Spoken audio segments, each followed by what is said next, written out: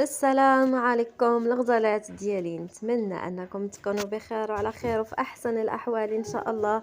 وطبعا واكيد ما ننساوش الصلاه والسلام على رسول الله. اليوم جبت لكم واحد الوصفه اللي رائعه وسهله وسريعه مقبله، اللي الصراحه كتعجب بزاف الناس. وهاد الوصفه الصراحه كانت طلبتها مني واحد المتتبعه وجيت باش نلبي لها الطلب. غادي نحتاجو الغزالات ديالي على افراد العائله اللي عندك في الدار.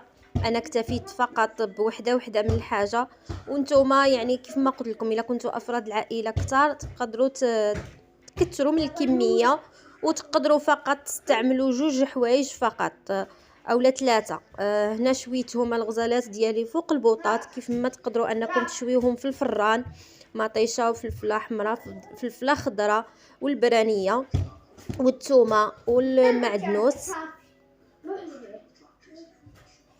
وغادي نحتاج الطويجن. فاش غادي نطيبها الغزالات ديالي، كيف ما يمكن لكم انكم تقليوها في المقله، يعني ماشي بالضروره ديروا الطاجين، انا فقط كتعجبني التقليه ديال الطاجين.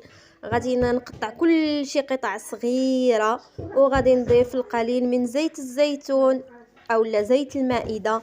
انا درت زيت الزيتون. غادي نضيف القليل من الملح، القليل من الفلفل الأسود والقليل من الفلفل الأحمر، فقط لا غير. وغادي نقليها مزيان حتى كتقلى على نار مهيله. الغزالات ديالي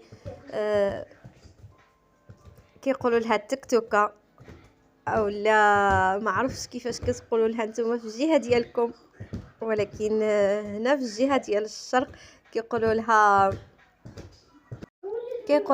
الزعلوك. كيف ما كتلاحظوا من بعد ما كتقلى على نار مهيله كتجي فنه غزاله. انا كنذوق غير المليحه هنا كيفاش جات. مهم وكتقدموها في طبيصلات صغار اولا كتنزلوها في نفس الطاجين، يعني ما كاينش مشكل.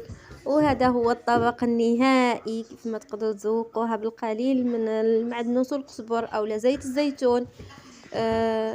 وكنتمنى انكم ما تنساونيش من اللايك والبارطاج مع الاهل والاحباب لتعم الفائده. وشكرا لكم وشكرا لدعمكم والتتبع ديالكم مره اخرى، وما نقول لكم الا مع السلامه.